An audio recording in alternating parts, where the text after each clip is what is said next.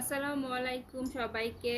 আজকে আবারও নতুন একটা রেসিপি নিয়ে চলে আসলাম। সেটা হচ্ছে খুবই সহজ এবং খুবই মজাদার ফ্রাইড রাইস। তো ঝটপট এই ফ্রাইড রাইসটা আজকে আপনাদের সাথে শেয়ার করছি। আশা করছি আমার এই রেসিপিটা আপনাদের ভালো লাগবে। প্রথমে কড়াইয়ের মধ্যে দিয়ে দিয়েছি রান্নার তেল। এখন এখানে দিয়ে দিচ্ছি পেঁয়াজ আর কাঁচামরিচ কুচি।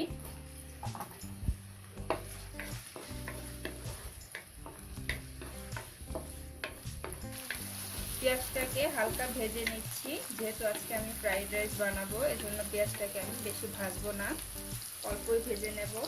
তো হালকা ভেজে নিলাম। এখন আমি এখানে দিয়ে দিচ্ছি সামান্য একটু আদা রসুনের পেস্ট, দিয়ে ভালো করে একটু নেড়ে নিচ্ছি।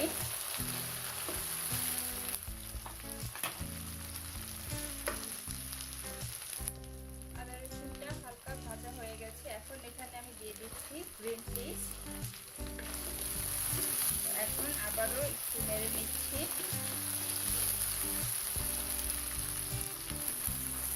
গ্রিন পিসটা হালকা ভেজে নিচ্ছি। এখন এখানে আমি দিয়ে দেব অজক। এখন এই সব কিছুকে আমি কিছুক্ষণ ভেজে নিচ্ছি।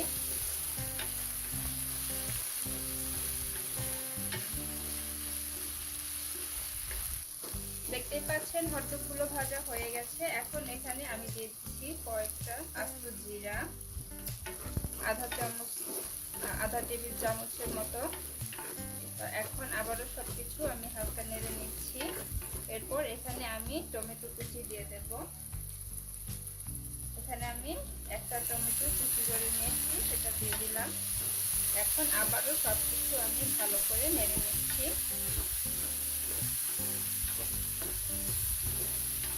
এরপর আমি এখানে সামান্য কিছু গুঁড়া মশলা অ্যাড করব।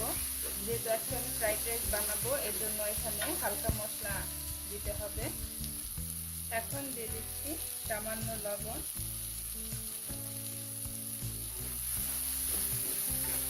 এখন এখানে আমি গুঁড়া মশলা দিয়ে দিচ্ছি। এখন দিয়ে দিচ্ছি মাংসের মশলা। দিয়ে দিলাম আধা চামচ মিক্সড মশলা। এরপর দিয়ে দিচ্ছি আধা চামচ লাল মরিচের গুঁড়া।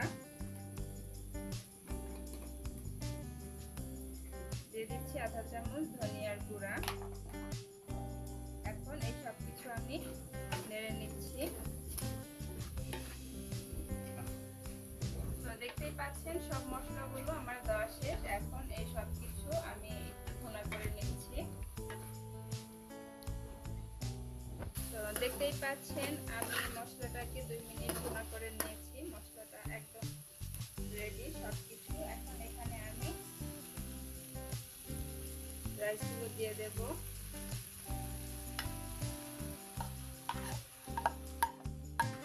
আমি এখানে বিরিয়ানি চাউলগুলোকে হলুদ দিয়ে বানিয়ে নিয়েছিলাম, সেটা এখন আমি হালকা কিছু ঘরের উপকরণ সবজি দিয়ে ফ্রাইড রাইস বানিয়ে নিচ্ছি। খুবই সহজেই, খুবই সিম্পল এবং খুবই মজার একটা ফ্রাইড রাইস।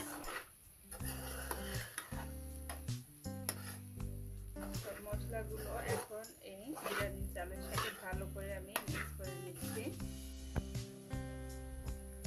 এখন এই ফ্রাইড রাইসের ওপরে আমি দিয়ে দিচ্ছি পেঁয়াজের পাতা।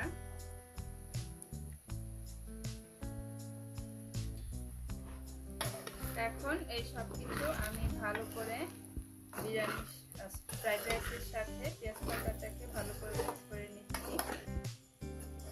দেখতেই পাচ্ছি